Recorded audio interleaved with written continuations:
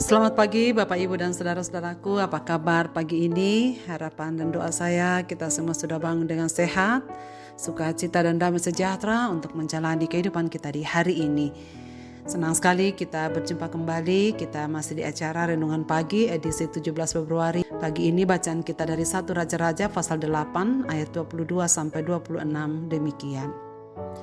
Kemudian berdirilah Salomo di depan mezbah Tuhan di hadapan segenap jemaah Israel. Ditadahkannya tangannya ke langit lalu berkata, "Ya Tuhan Allah Israel, tidak ada Allah seperti Engkau di langit di atas dan di bumi di bawah. Engkau yang memelihara perjanjian dan kasih setia kepada hamba-hambamu yang dengan segenap hati hidup di hadapanmu. Engkau yang tetap berpegang pada janjimu terhadap hambamu Daud ayahku, dan yang telah menggenapi dengan tanganmu apa yang kau firmankan dengan mulutmu, seperti yang terjadi pada hari ini. Maka sekarang ya Tuhan Allah Israel, peliharalah apa yang kau janjikan kepada hambamu Daud ayahku dengan berkata, keturunanmu tak akan terputus di hadapanku dan tetap akan duduk di atas tahta kerajaan Israel. Asal anak-anakmu tetap hidup di hadapanku sama seperti engkau hidup di hadapanku. Maka sekarang ya Allah Israel, biarlah kiranya menjadi nyata keteguhan janji yang telah kau ucapkan kepada hambamu Daud ayahku." Karena Tuhan mengabulkan doa. Sahabat pendengar renungan pagi yang dikasihi Tuhan, pernahkah mengalami saat ingin berdoa tapi bingung mau mengatakan apa pada Tuhan? Ataukah kita berdoa hanya diri dan kebutuhan serta orang-orang yang terkait dengan kita? Atau mungkin walaupun ingin berdoa kepada Tuhan, kita tidak terlalu tahu bagaimana harus memulainya. Saudara, untuk itu mari kita belajar kepada Salomo, bagaimana dia berdoa ketika dia mempersembahkan bait suci kepada Tuhan, yang ia akui sendiri bahwa sesungguhnya pembangunan rumah Tuhan ini terlaksana dengan baik oleh karena Tuhan sendiri. Saudara, menarik sekali memperhatikan bagaimana Salomo memulai doanya. Ayat 22 dikatakan, ia berdiri di hadapan Tuhan. Saudara, berdiri di hadapan Tuhan adalah kalimat ini penting dan sungguh penting. Ketika Salomo berdoa, ia sadar betul ia ada di hadapan Tuhan. Yang utama di hayatinya adalah ia sekarang sedang berada di hadapan Tuhan yang kudus, yang maha besar, yang maha tahu, yang maha hadir. Sehingga sikap kita pasti menunjukkan penghormatan yang luar biasa. Sebab kita tidak hanya ada di hadapan manusia. Sedangkan kita berada di hadapan manusia saja kita bersikap hormat dan sopan, apalagi di hadapan Allah yang maha besar, maha kuasa dan maha kudus. Sehingga Salomo betul-betul menjaga sikap hatinya di hadapan Tuhan. Sebab ia sadar ketika berdoa, ia sedang berada di hadapan Tuhan. Ia fokus tertuju pada Tuhan, bukan manusia. Saudara, seringkali dalam dunia ini kita menemukan orang-orang lebih fokus menyenangkan pendengar doanya sesamanya manusia daripada sadar sebenarnya doa ini dipanjatkan kepada siapa. Sebenarnya ia sedang berada di hadapan siapa.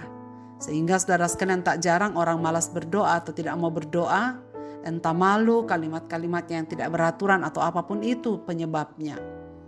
Tetapi saudara sekalian, hari ini kita belajar setiap kali berdoa, kita sedang berada di hadapan Allah yang Maha Kuasa.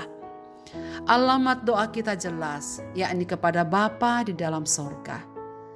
Baik ketika kita sendirian ataupun di depan umum. Ketika kita berdoa, kita tidak berdiri di hadapan manusia saja, melainkan di hadapan Tuhan yang maha mendengar doa. Oleh karena itu, saudara sekalian, penting untuk kita perhatikan. Ketika kita berdoa, kita tak perlu berusaha membuat siapapun terkesan untuk memuji kita. Doanya bagus, doanya kalimatnya indah, dan selanjutnya. Tuhanlah yang mendengarkan dan melihat sikap kita yang berdoa. Seringkali saudara sekalian, manusia gagal memahami akan hal ini. Saudara, selanjutnya menarik untuk memperhatikan Bahwa ketika berdoa, Salomo datang dari hati yang mengucap syukur. Menghargai hal-hal besar yang telah Tuhan lakukan. Dalam kalimatnya, ia memulai doanya dengan mengatakan, "Ya Tuhan Allah se-Israel, tidak ada seperti Engkau di langit di atas atau di bawah bumi. Engkau memelihara perjanjian dan kasih setia kepada hamba-hambamu yang hatinya hidup di hadapan-Mu." Saudara sekalian, bagian ini penting bagi Salomo. Ia memuji Tuhan, ia bersandar kepada Tuhan, memanjatkan doa syukur ini. Karena ia tahu bahwa pembangunan rumah ibadah ini boleh terlaksana karena janji Tuhan yang ia tepati sendiri. Dan ia yang memulai, ia juga yang meneruskan dalam proses penyelesaian pembangunan rumah ibadah ini. Karena itulah saudara sekalian, ia sadar bahwa Salomo perlu mengucap syukur kepada Tuhan karena ia menghargai hal-hal besar yang Tuhan telah lakukan. Salomo memulai doanya dengan memuji dan mengucap syukur kepada Tuhan Allah Israel yang hidup dan benar, sungguh menepati janjinya kepada umat-umatnya. Bait suci dapat selesai dibangun hanya karena kemurahan Tuhan yang membuat hal itu terjadi, sebab ia sedang menyelesaikan janjinya kepada Daud ayah Salomo bahwa kelak nanti akan ada rumah ibadah, tempat di mana aku berdiam untuk memberkati umat Israel. Saudara-saudaraku, apakah kita berterima kasih untuk berkat-berkat yang Tuhan telah berikan dalam hidup kita? Marilah kita mengingat siapakah yang telah menenun hidup kita, siapa yang sudah bekerja di balik kehidupan kita, siapa yang sudah menghantarkan kita sampai di titik ini. Saudara, jikalau kita merenungkan semua itu, maka tidak ada alasan untuk kita katakan tidak ada materi untuk berdoa. Tetapi mari kita naikkan ucapan syukur oleh karena setiap hal, setiap hari, setiap saat boleh kita jalani hanya karena kemurahan Tuhan saja. Apa yang telah Tuhan lakukan buat kita melebihi dari apa yang pernah dilakukan manusia manapun di dunia ini. Dia sangat mengasihi kita, sehingga dia mengaruniakan anaknya yang tunggal, Tuhan kita Yesus Kristus, yang mau mati di atas kayu salib, menyelamatkan kita dari dosa-dosa. Dan sekarang, karena Kristus hidup, kita bisa menghadapi hari esok tanpa ketakutan. Bukankah ada banyak yang bisa kita lakukan di hadapan Tuhan dalam bentuk pujian karena anugerahnya yang besar bagi kita? Bukankah ada banyak yang bisa dipuji dan disyukuri di hadapan Tuhan? Saudara, karena itu janganlah merasa kebaikan Tuhan sewajarnya kita dapatkan. Semua hanya karena anugerah Tuhan. Karena itu saudara sekalian, saya mengajak kita pada pagi ini, ambil waktu sejenak dan pikirkan sebenarnya apa yang Tuhan telah buat dalam hidup kita sampai detik ini. Jika kita berhasil merenungkan dan mendapatinya saudara sekalian, maka tidak ada kata yang keluar dari mulut dan bibir kita hari ini dengan selain kata puji dan ucapan syukur pada Tuhan atas kesetiaannya yang telah menepati janji pemeliharaannya bagi kita. Marilah kita berdoa. Bapa di sorga, di hadapan-Mu kami duduk, di hadapan-Mu kami berdiri, di hadapan-Mu kami berada. Engkau Tuhan yang maha mendengar doa, Engkau Tuhan yang maha besar, yang maha kuasa, maha dahsyat, yang maha mendengar. Tak ada sesuatu pun yang tersembunyi di depan mata-Mu ya Tuhan.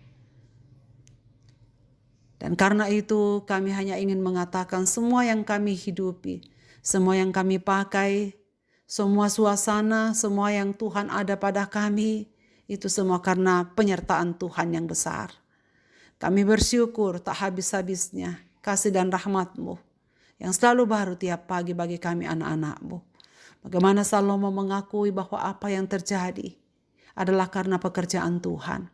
Maka saat ini pun dalam pengakuan yang sama, kami hanya mau mengaku Tuhan terima kasih hidup ini anugerah-Mu, keselamatan ini anugerah-Mu, dan masa depan kami ada dalam tangan-Mu. Dan setiap yang terjadi dalam hidup kami ini sesungguhnya Tuhan yang maha tahu. Karena itu Tuhan terima kasih banyak. Kami bersyukur untuk keselamatan yang Tuhan kerjakan, untuk penyertaan dan janji-janji-Mu bersama dengan kami sepanjang zaman ini.